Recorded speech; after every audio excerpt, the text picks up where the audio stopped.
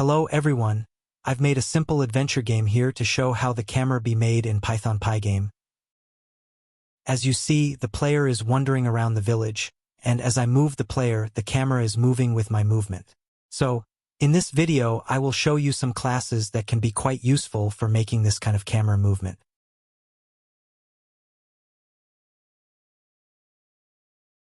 You can see when I approach the NPC, they will talk to me, and I reply to their questions. This dialogue system I developed here can be quite flexible and easy to use, which I'm going to show in my codes.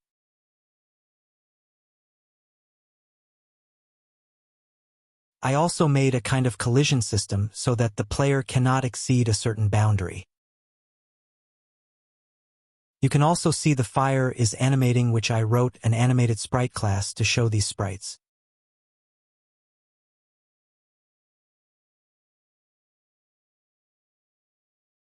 Here is part of my dialogue, which you will see these dialogue were just shown up. I used a kind of dictionary to store all these dialogue and apply them wherever these dictionaries were called.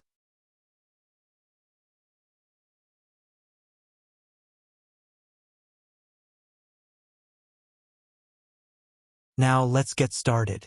First thing to show you is how to use camera in your game to move the screen so that it gives an impression that the player is moving. I have different sets of cameras here. We have CameraZSort, we have box camera, we have key adjustable camera, and finally we have adventure camera. Let's do it one by one. Whenever we want to apply one of the camera, what we need to do is to copy that piece of class and import them to your game codes.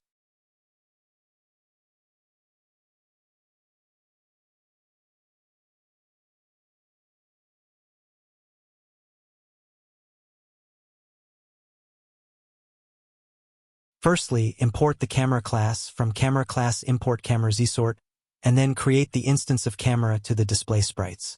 Now let's run the game. These are the major codes that control the camera movement. As you can see, the center X and center Y locations of player were put in the offset formula where the player is always placed in the middle of the screen.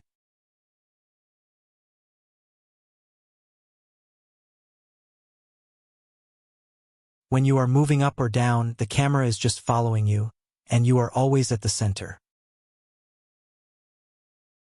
CameraZSort concept is to use the player as the center in the screen, so when the player is moving, the background screen is moving in the opposite direction of player direction. In other words, the player looks moving, but actually only the background screen is moving while the player is always kept at the center of the screen.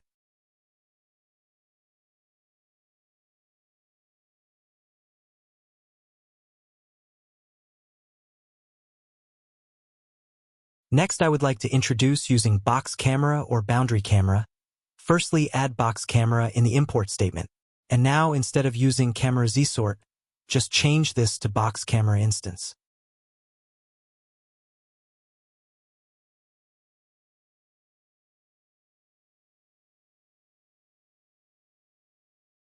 Now let's run the game. As you see, a yellow rectangle box was showing up.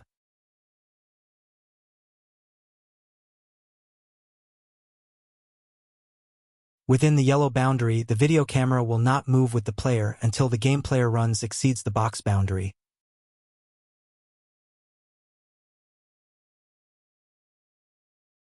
After that, the yellow box camera will move with the game player together. Just as you see, it's working perfectly fine. When the player moving to the right, the yellow rectangular box will follow with the player. But when the player is inside the box, nothing is happening. So, this is another way of using camera. These are the algorithm for the box camera. If you are interested, you can copy these codes and put into your program or classes. Next, I am going to introduce keyboard adjustable camera. This camera is very interesting. You can use the keys A, D, W, and S to control the offset the video camera. And the video camera will follow the player afterwards. Enough talk, let's show you how powerful is this video camera. Firstly, as usual, before using this, we have to import that class by declaring import key adjustable camera, and same as before, make a new instance of this camera.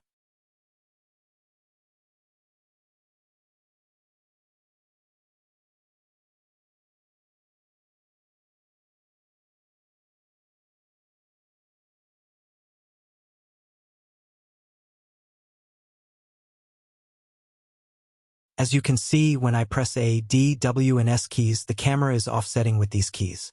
And the camera can still follow the player. When you try to move beyond the player, the screen offset will not move further to make sure the player is always in the screen. Of course, we can offset it so that the player is disappearing within the screen. This is usually happening for those strategic games where you have to see the enemy sites.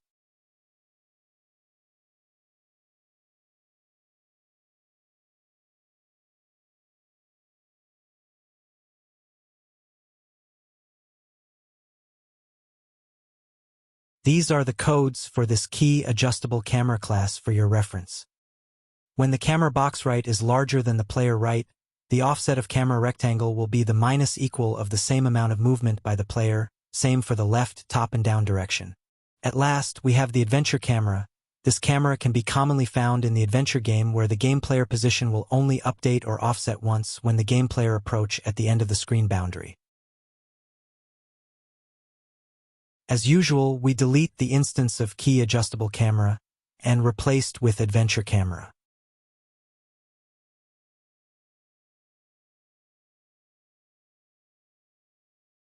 Now it's all good. Let's run the game and see what happened. As you see this time, the yellow boundary extend to almost the edge of each side of screen. When you move to the end of boundary, that is the yellow line near the edge of the screen, as you can see, when the player is exceeding that yellow line, the player position was immediately updated to the center of the screen like an adventure game that had been widely used. Now let's try moving up to the upper boundary. You see the player position is updated to the center of the screen.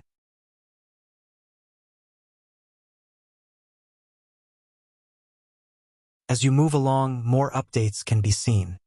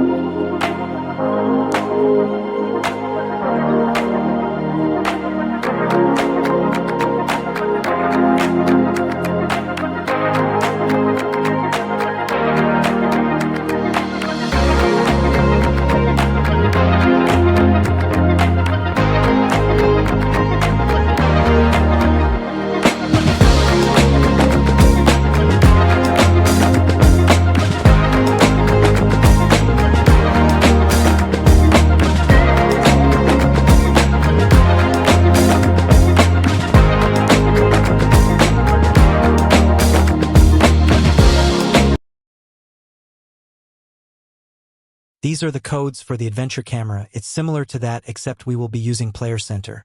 And so every time when the player is exceeding the yellow boundary, the camera rectangle is to set to the center line of the player. So that's the whole concept and implementation of these codes. If you find these codes useful, please give a like or subscribe. Thanks for watching. Bye-bye.